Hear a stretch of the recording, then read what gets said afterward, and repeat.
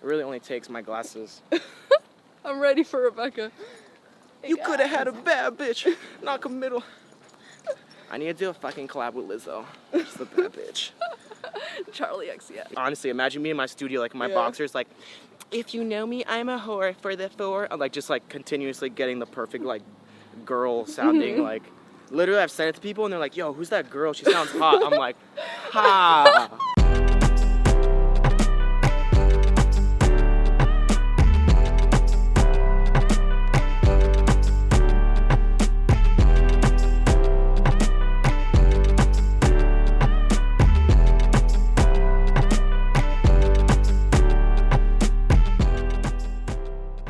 Hi, and this is Lauren Engel of Sidewalk Talk. Today I'm here with NITTI GRITTI. What's up? So requested.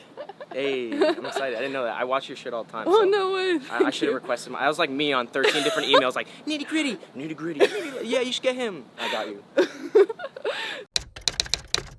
So you're originally born in Pennsylvania? Yes, Newtown, Pennsylvania, suburbs.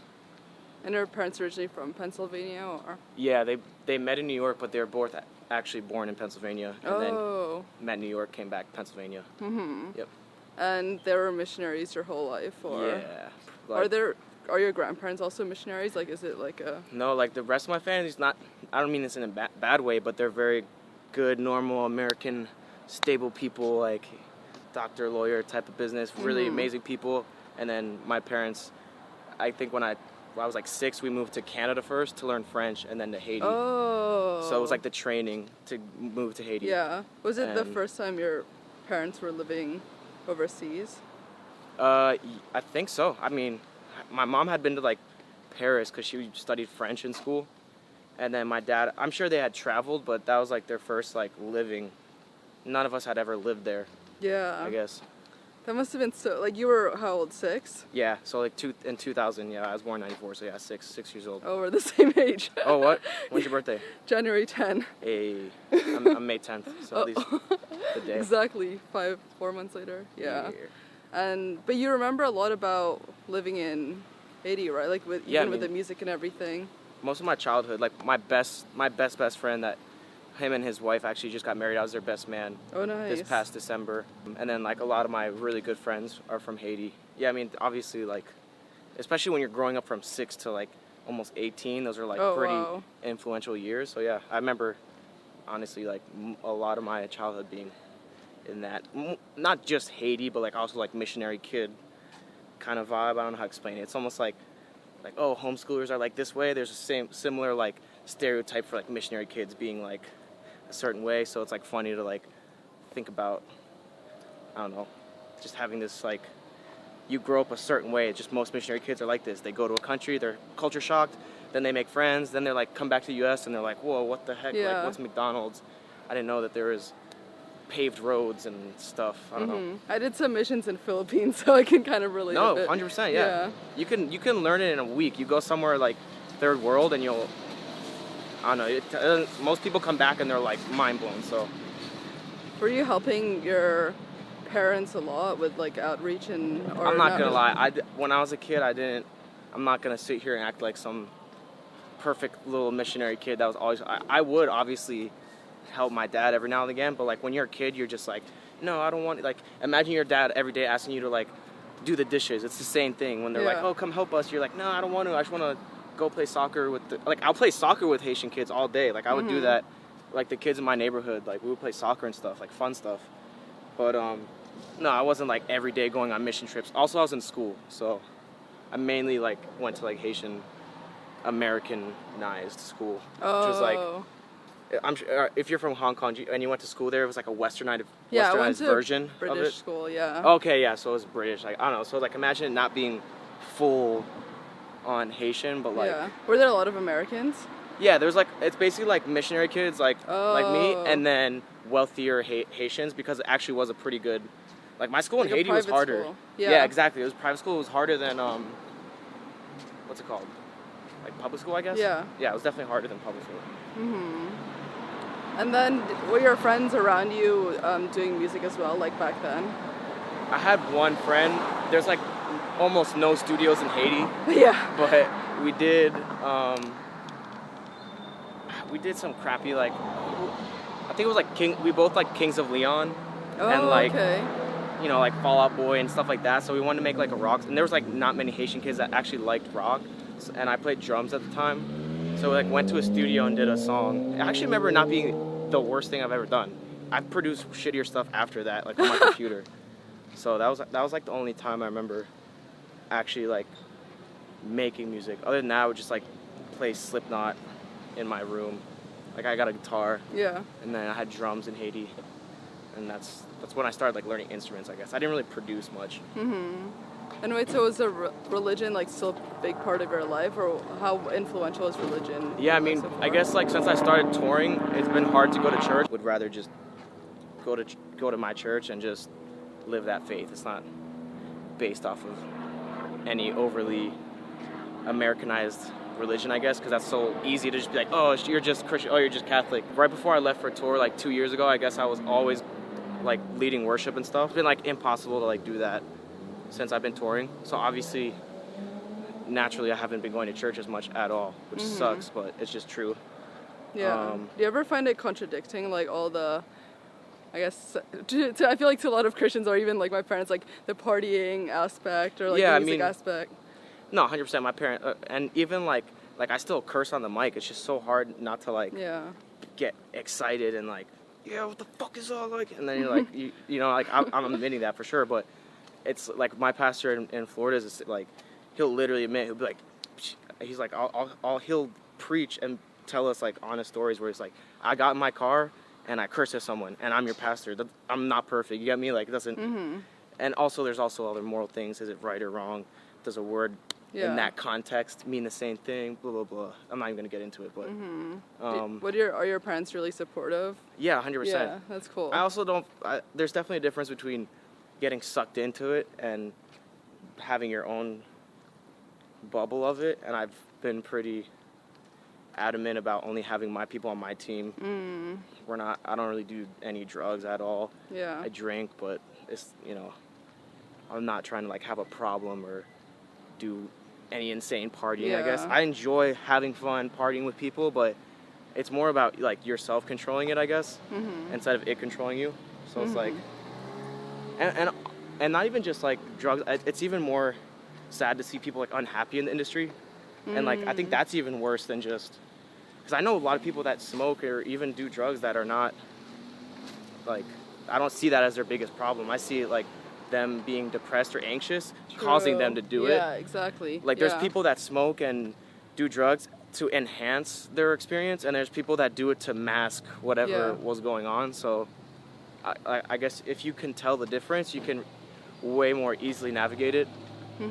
Yeah. And then what was the turning point your parents decided to move back to the U.S.? I mean, they were getting, not that my parents are old, my amazing young parents. But like Haiti takes a toll on you. Like that, living in a third world country is like, it's just harder. So like, imagine you're, you know, about to reach like 60 years old, I guess. They were like 55, I think, when they moved back, something like that. And then my grandparents obviously are getting older, so they want to spend time with their family, have a little bit of a simpler life, because it's like just stuff like electricity is hard to get, and even like normal American beauty supplies or your favorite shampoo might not always be there. So it's like, I don't know, stuff like that just makes you want to be like, all right, I'm ready to go. And they spent like almost 15 plus years there, so you know, there's no like shame in leaving after they did so much work. Yeah, and then they went back to Pennsylvania. Yep. Yeah, that's where they live. But I'm trying to get them down to Florida soon. Oh, yeah. A little warmer. And then once you are back to school in Pennsylvania, you got more into like the rock aspect, right? Like instruments, band. Yeah. Well, yeah, after I I think 11th grade I left Haiti, and then in 12th grade I went to pretty much Pennsylvania. I moved around with a couple different like families just because my parents were still in Haiti. And during that time I started like actually like making like band rock, like alternative rock stuff. And were you like performing those bands, like making original songs, or was it mostly covers? No, yeah, I think that was the first time I started writing my own music, was just with a guitar and drums.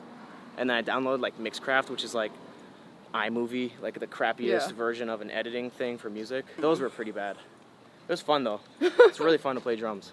like in an actual band, like live. That's so do you teach yourself? Drums, I pretty much did. I had like one teacher who was good in my school that helped me like actually learn through like jazz band, and then that was like a little more technique, I guess. And then I just like played along to any rock or metal thing that I could. At that point, did you realize that you would make music your career? Which point? I mean, like when you were in the bands. I was still kind of like like I didn't really get to that until I started producing, and like not even when I was producing, it took me a while to actually be like, oh, I don't know. There was definitely a false sense of security. Like I thought I was good this one time when I got my first studio, and we all like acted like we were gonna like make it because someone said that they were gonna be in an HBO show. Never got picked up. It was a crappy show.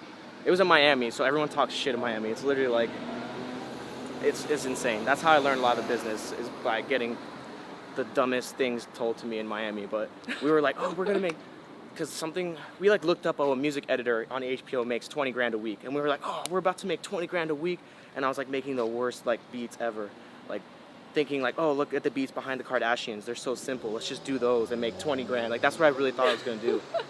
And then I met a singer, and she was being managed by my manager I have now, Cheryl, my first manager, and made some like pop stuff, some like rap stuff as well. And then I was like kind of making dance stuff because I loved like, I don't know, just even like more pop. Like I loved like obviously Skrillex and stuff, but that was so hard to make back then. Like really, it's like way easier to make it now because obviously there's been a lot more of it. But back then it was like you really had to like, I don't know, you just had to try harder. Like it was so hard to try to make a dubstep song to me, so I couldn't do it, and I would just make like pop dance tracks because they were way easier. And then... Wait, so what made you move to Miami? My best friend from Haiti, which I wrote the song Move to Miami. Oh, that clicks. We wanted to go to FIU, Florida International University, which I actually got accepted to. I wasn't a complete idiot. I never graduated. I did like a semester and a half, maybe. Yeah, I don't even think I did. Oh, no. I did a year and a half. So I did almost 3 semesters, and by the third one, I just was like, nah, I can't do this. Were you studying music, or were you? No, I didn't do anything. Oh, you were like undecided? honestly, I never had a major. Like I had a class called Find My Major. Like that was an actual class. Kind of embarrassing. 'Cause I forget what, you know, in high school yearbook you say what you think you're gonna do. Yeah. Mine was like, not physical. What's the one where you end up basically being in a retirement home, like wiping old people's asses? That, like, I didn't understand what I picked. I was like, oh, I'm too dumb for physical therapy. I'm gonna do occupational therapy, which is literally, damn, that was a spider web. Yeah, occupational therapy, which is like, you're just like, I respect people that do that. I'm not trying to make fun of them, but I could not just do those types of things. Yeah. So I was like, okay, it's not for me. Started producing, and then I quit that to go into engineering school. Just be the guy recording vocals and stuff. Yeah. And then during that is when I started producing. Mm-hmm. What other like career plans did you have if you weren't sure if you were gonna do music? No plan B. Were your parents scared? Yeah, everybody was scared. Not my whole family, but obviously people were like, oh, you should have a plan B. But I'm glad I didn't, and I'll tell you why. Because I think when you have a plan B, you have that safety net, you end up doing it. Just 90% of the time. Yeah. I can't see why. If you even have a plan B, it means you're probably going to end up doing it. Like, I get it, it's safe, but like it's okay to not have a plan B, fail, mess up, just have plan A's. I don't know. That's the only way I think of it. Because like if you have something else, it's like, I don't know if it's like mental, but like when you're focused on one thing at one time, like you'll do anything just to get it, because you kind of have to. So I feel like that helped in a way. You're releasing stuff under your own name originally. Yeah, with Ricky your Mears. friends. Yeah. That was pretty much just me. I made like a lot of like melodic dubstep at first. Like I ended up working with 7 Lions a little bit, and like I got in the studio with Above and Beyond, which is really cool. Because for Above and Beyond, you won the I won a remix competition. And then 7 Lions, he played out your song, or how did you meet him? We ended up, I did a remix for him at first, and then we both did a VIP together, like of his song, where we both, like it was me and him remixing his song, I guess, some kind of VIP. Yeah. And then And then they were just in Miami and hit you up, or how did you? I never even, I mean, I met Seven Lions at his shows and stuff. We used to, like, send music. Now I don't really play as much of that music. I should probably honestly hit him back up at this point. Like, it would be fun to do a Nitty Gritty Seven Lions thing. Oh my God. Yeah, Huge. I think, and plus it's better. I feel like at a better production level. Like, back then I was like catching up, like, damn, how does he do this? Now I'm like way more comfortable, like, oh yeah, I could keep up. We could, more collaborative, I guess. Yeah. I feel more comfortable in my, like, production skills. Mm-hmm. And it was shocking to you back then to get those too, right? Oh, that's huge. Yeah. I mean, I remember like the Seven, because he's like my idol of that. I mean, I guess right now it's like Millennium is like the big melodic guy, but like back then it was really just Seven Lions. Like, he was the only melodic dubstep guy that I remember. So that I was like, holy shit, I can't believe I just got this. So yeah, that was exciting. Mm-hmm. Were you working other jobs while you were still doing this then? Or you were still in school this time? The only thing I did was pretty much in music. I was like a glorified assistant for 2 different DJs type producer guys, where I would basically just do whatever they needed, and then kind of almost ghost producing as well. Like, you could say co-producing, but some of them was definitely ghost producing, and then, which was good. I'm not even mad at ghost producing. Has done a lot for my career. It made me realize what not to do, how to make good music, how to like make money off of other people. I don't know. It's like still a good business move, I guess. Mm-hmm. And you already had a team to place it with these other producers, or how were you getting your tracks to them? No, that was just local. That was me and my manager Cheryl. There was just kind of local people that she had connections to, or that I met. Because this was all before Nitty Gritty, so that was just kind of like my weird in between spot of like, okay, I'm getting good at producing, but where do we go with it, I guess. Mm-hmm. And then with Nitty Gritty, that's the name you came up with for Bonnie and Clyde. So because they're also from Florida, right? Yeah. Okay, yeah, that makes sense. Exactly.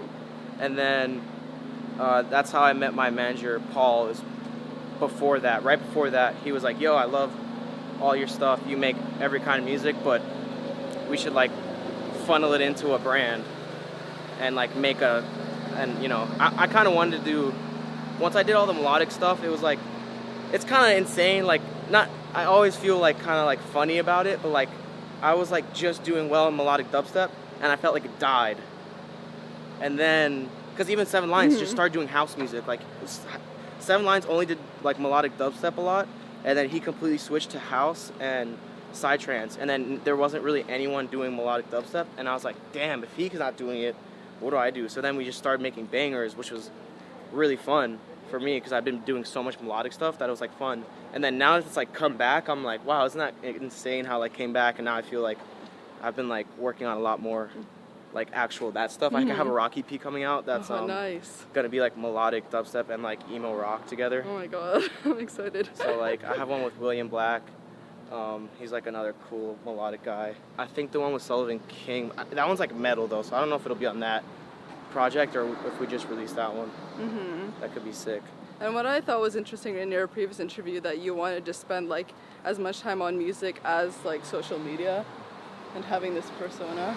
I mean, in a certain way. Yeah, because even like this week, like during I had a trip to Hawaii. I posted a picture where like my phone time was like down like 5 hours. Oh, yeah, I was like, because sometimes like I'm good on social media, but then sometimes I just like forget because I'm like just doing other stuff, and I'm like I get worried. I'm like, oh damn, I'm not keeping up. Oh, look at this person, they got so many likes this week, and I'm just like, I have my rest of my career to get likes and get followers. I don't know. I got so trapped into it for a little bit because I had to build my brand. Yeah. That now I'm at a level where I'm like, all right, let me just not overdo it because it's just gonna get bigger anyways. There's no point to like, I don't know, like overdo it with that, because if you're not, I think a lot of people, their brands get so big, then they start sucking at music. I don't mean that in a mean way, but like, it's just natural because they start falling behind, and I never want that. I always want to be the person like that's like catching on to the new stuff quickly. Like if Rhythm back in the day was starting to get big, I was like, oh, I'm gonna learn how to do this shit and make my own version of it. Or if the next thing is, again, melodic dubstep again. I'm like, say no more. I remember how to do it. I'm going to make new. If, I don't know, like, I never want to be like, oh, my brand's this big, and someone goes to the set, they're like, that sounded like all last year's music. I don't know. Mm-hmm. Does that give you stress, though, to, like, constantly keep up with the trends? But I guess you still have your kind of original name and sound, but still, like, needing to keep up with everything. Yeah, no, I completely understand. You definitely can go the distance with your sound. I'm just not the type of producer that ever had one thing, so I can't even rely on that. I guess that's good then. You're not really pigeonholed, but at the same time, do you ever think it like confuses someone because they're not able to see like you make this or you make that and this is your type of audience? If they do, that's fine. I just don't care because I feel like I have a way bigger, like I just don't. I have a bigger box to fit my stuff in, and if it takes longer for people to realize that, that's fine, because that's just what I'd rather do. I don't know. It doesn't bother me. I think, I don't know, people get scared. I think that's why they end up making everything into one, like, damn, Rhythm's killing it right now. I'm going to be the craziest rhythm producer. And then they crush it and get to this cap. And it's like, then you're really, I don't know, because certain fans are unforgiving. So that's why I've never even been like, I get it. If someone's like, oh, he only makes this, he only makes that, there's too much, I can't go to his show, that's fine. I'm not even mad at you. I completely understand. I'm just trying to be making like my sets have my full potential in it, which is as many genres I can fit into a set, I guess. And then after like working with Above and Beyond and Seven Lions, like what was the next step that you were able to get some momentum? So like that's where even more me not just making electronic music helped, because the next stuff after that was probably working with the Marley family. So I worked with Skip, Sadella, and Steven because they're in Miami, and we ended up doing original music for Skip. And then ironically at that time, that was the first time like Diplo reposted one of the remixes I did for Skip Marley and like DM'd Skip and was like, yo, I like this, that's dope. And Skip showed me, he's like, yo, look, he likes to remix, blah, blah, blah. Oh, that's why I met Diplo. Yeah, and then, well, what's funny is it isn't, because then me and my manager emailed him, or emailed the label. I don't even remember who we emailed. And they're like, yeah, that's dope, but we went on Ricky Mears stuff, and it didn't sound anything like that. So, like, exactly that problem happened. So I was like, oh, damn, that sucks. Whatever, did you tell him I can do something else? And then it just never, like, really worked out. But it didn't matter. We ended up doing a lot of stuff with the Marleys. That was great. I did, like, a Sandals, like, national TV ad, which was great. And then, what was next? Oh, yeah, ended up working with DJ Mustard. And, like, he was trying to do some, like, remixes, like, electronic music stuff. And he still actually does some of that. But we did, like, the Beyonce 7-Eleven remix I worked on. The Ty Dolla $ign that Diplo produced, actually, another one. So there's so many, like, random ones that were fit in that we ended up never meeting from. And then, I think after Mustard, it was, like, when I finally started to make Nitty Gritty. And that's kind of then more like the Hero Bust and Nightmare followed me. OK, and Keizo and .com or whatever. And then that led to like even more just electronic people. Because in the beginning it was kind of sporadic, random, any producer, not even electronic music. Like Mustard's basically hip hop. Yeah. So, but I don't know, I'm glad I had that experience though, because like once you work with like pop and like there's just more writing on those records. So when I work on electronic music, I'm not trying to say it's dumbed down, but I just have I just don't care. We're not making millions of dollars from individual songs really. It's more from touring and like giving a good show. So like I enjoy just making electronic songs and bangers and whatever I'm in the mood to make. Whereas like pop, you kind of have to like, I don't know, there's just like certain formulas that you make, then break to make something even crazier, and there's just like big artists around that you kind of have to like appease them, and there's like a little more stress involved, which I like, but it made like electronic music fun as hell to me, because like I just go on Twitter and post a little snippet and people are like freaking out. Yeah, exactly. I'm like, okay, cool, I'll put this one out. Like that's all I do. And would you say it's kind of like two worlds to you, because like are pop people finding your nitty gritty stuff and wanting to be in a session with you, or do you think it's like pop people are finding the other stuff that you did and realize they want to work with you? I have no idea. Sometimes I don't know, but one of the funny things that is like how I met Mario, my last lawyer, who had a almost business manager. She hooked me up with Mario, and then he was like, oh, I like some of these songs, like remixes that you did. They were cool. We did a remix for him, and he loved it. And then I was like, yo, come to my show at LA. And like, you know, it's the crazy thing about EDM is that you could have 10,000 followers, but play a room of 1,000 people. Yeah. In pop, that doesn't exist. Like, there's no, like, DJs have it pretty easy where they can get on a big show and get a platform very quickly because there's shows meant to just bring people in and they'll like you no matter what. Whereas, like, pop, you just have to be this big and sell out shows, you know what I mean? Yeah. It's like, so it's, like, fun for me to be like, oh, look, Mario, I'm not that big, but check out the show. And then it was a nightmare show, and there was, like, 3,000 people there. We sang a song together, and then they're like, oh shit, this is amazing.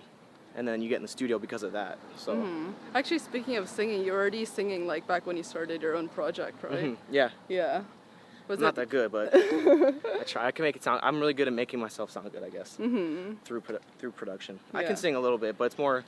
I think the only thing I'm really like confident in, like I know I'm good at, is rock, alternative, almost like Taking Back Sunday or Coldplay, Death Cab for Cutie area. Like that, I feel comfortable. Like I could sing those things live and feel good. I don't think I'm like Justin Bieber or anything, but you know, that's something I feel like people could listen to, be like, oh, that's not bad. You know what I mean? Like he can kind of hold a tune with that. It's not like some R&B or insane like high notes. Just like vibey rock music. And how did your song get placed with Pitbull and Enrique Iglesias? So I made that song. The demo's somewhere. Like I never deleted it because it's like a memento. Like I have a private link on SoundCloud that's literally called "Move to Miami," and like I just literally had a beat, like pretty much the same beat they used, and then only the hook that's literally like she gonna make you move to my, like just that part. And who do we send it to? I don't know. We never sent it to them. So I sent it to Wookie, and Wookie was like, or I sent it to Dillon Francis. I sent it to like as many people as I could to just see what people thought. Yeah. And people were like, yeah, it's dope. It's just like not, it's so Miami, like it's hard to like use it, I guess. So I sent it to Wookie, and he's like, dude, my manager knows Pitbull's lawyer, which is how I ended up getting that lawyer. So cool. And Pitt like immediately like loved it. And then he had it. He technically bought the song, and then I keep my share of it, but now he owns the rights, right? Little insider info on the business, which is, it's not wrong. It's not, you can air all this. It's not like bad public knowledge. So like I can have a song and I can sell you that song, but so I'm not losing out on the potential. I just buy, I get a share of the song. So whatever percent I get of it. So then now he owns it, and he goes and he shows it to Enrique Iglesias. And Enrique's like, oh shit, I want this song. So Enrique gets it from Pitbull, has Pitbull do a feature. Now it's an Enrique Iglesias song featuring Pitbull that I produced and wrote the hook part. So that's kind of like the, I guess, story. Yeah. Yeah. And what made you want to be signed to Mad Decent? The publishing, not the label. Okay. So publishing is basically me getting just to work with Diplo and other Mad Decent producers on anything they're working on. So like that's how I did the Bad Bunny song. That one they helped you pitch it? Yeah, like that's just Wes literally and the A&Rs texting Bad Bunny's people and be like, yo, we got some beats, check it out. And then they just end up using it, just pure luck. I mean, it's obviously easier if you're of that stature and they have a lot of, huge records. But yeah, it's not really about signing to Mad Decent for Nitty Gritty. It's more like, not that it hasn't benefited me for that, but that's more just like getting good at writing music in general, like producing for anyone, I guess. Yeah. What's your inspiration behind Four on the Floor? Four on the Floor? I don't know. Me and Shindo were in the car, and we were like playing we had like ideas for like that original version, and it was like a big room song, like random, wasn't even like confession-y. And then I was trying to think of like lines, and I was like, I don't remember. I just remember being like, if you know me, I'm a whore, for the Four on the Floor. And I was like, oh shit, that's fire. Let me just like finish it, and then just like kind of made the rest of the like phrasing. And then I was like, dude, we need a girl, because like I was just singing it in my head like if it was a girl. And then I ended up doing, I don't know if you know like my stupid Rebekah shit. Yeah, like, I was gonna act ask like a you girl. about that too. Hold on, I got you. I forgot I brought these with me. You have a whole costume?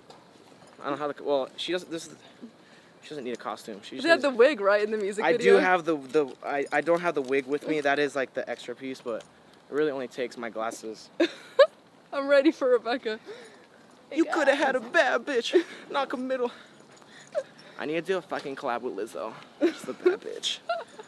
Charlie XCX. Yeah, no, I can tell you the story. So I literally started singing like, if you know me, I'm a whore, and like Rebekah voice. Yeah. And then low key, I was like in my head, like, damn, I bet you I can make this sound like a girl. So I literally just was sitting in my, like, honestly, imagine me in my studio, like in my boxers, like, if you know me, I'm a whore for the four. I'm like just like continuously getting the perfect like girl sounding like. Literally, I've sent it to people and they're like, yo, who's that girl? She sounds hot. I'm like, ha. Like, bro, I got you. You tricked everyone. Yeah, Oh my so God. I did the vocals for that. You can pretty much just do songs with yourself with all your different impersonations. One time we were writing for, I produced for Cardi B back in the day, like we almost got one on the album, but that's an annoying story where it got pushed off. Yeah. But the EP before she really like blew up, we did a song on there, and I remember we ended up writing like demos for her, and that was when I first started doing like girl shit, where I was like, damn, how am I gonna sound like Cardi B? And I would literally just make beats and just like try to sound like a girl, like dead serious. I would just be, I don't even remember. Like I think I was in the studio with Cruella and they said some like pussy power phrase or something. I was like, oh my God, can I use that? They're like, yeah. And I was like, bitch, I got that pussy power, or some, I don't know, some really stupid line. And I remember trying to like send that to them, and I was like, damn, I don't even want to hear that demo, because they were probably like, what this freaking white kid like from rapping. Florida. Oh my God. Probably so embarrassing. I don't know. I have no shame. Like, you'd be surprised what gets placed. Like the Bad Bunny beat to me, like even Wes was like Diplo was like, damn, they picked your worst beat. I was like, sorry. I was like, thanks, dick. Like, fine.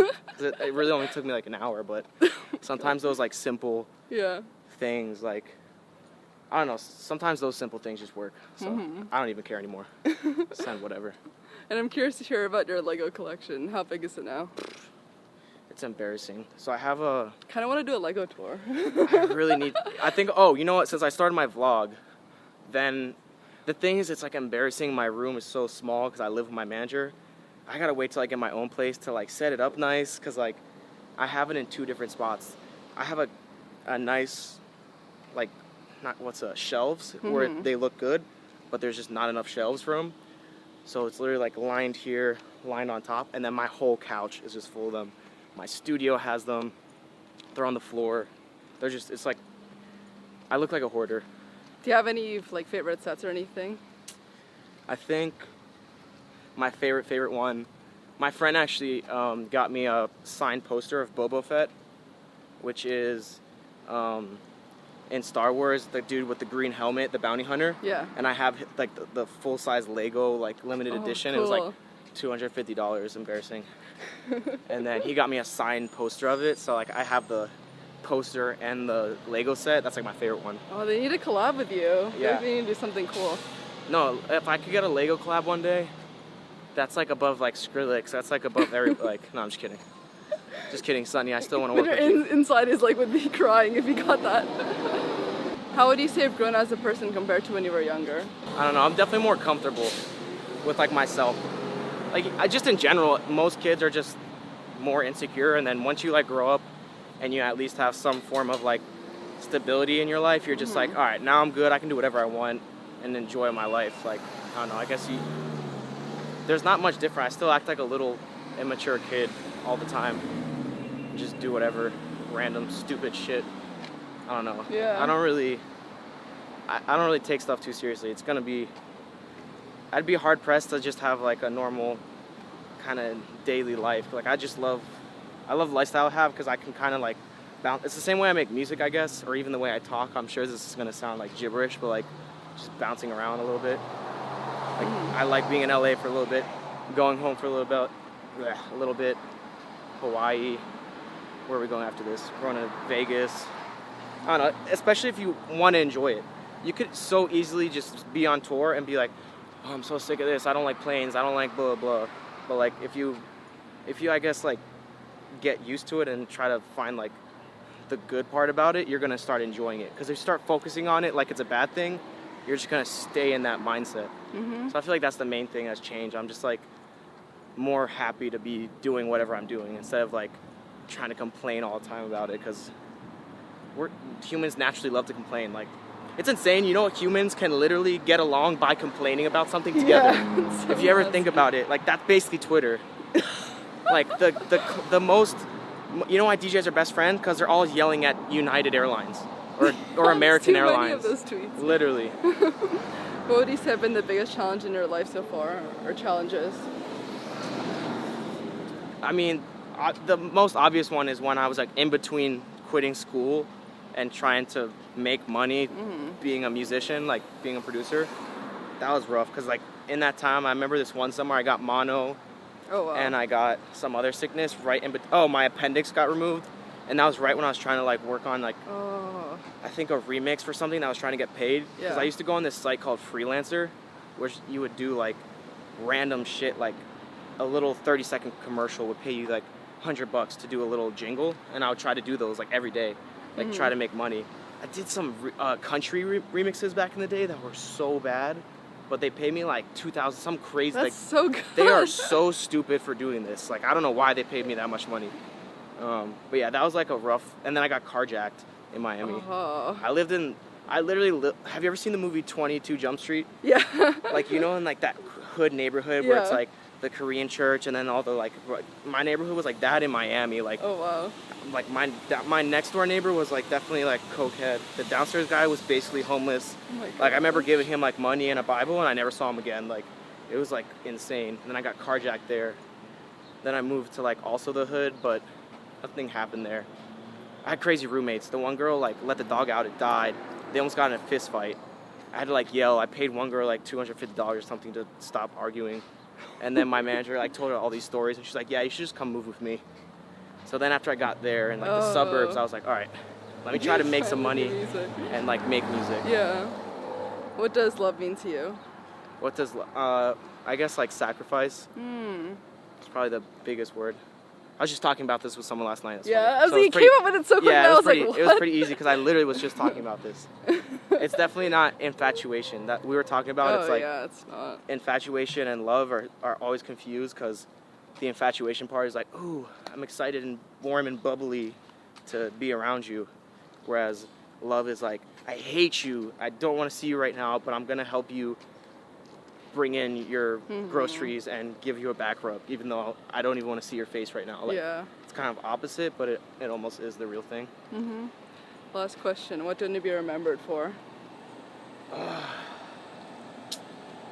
I mean, definitely my music. I can't imagine anything else. Hopefully me enjoying making music. Yeah. Me having a good time while making music. Not just that, because you could be a super depressed I don't want to be a legend that like had some super sad story, because it's like honestly hard to watch that on like TV. Not that they're not legends, but I'd rather it be a happy story, I guess. Yeah, this is awesome. Thank you so much. Yeah, no worries. Thank you.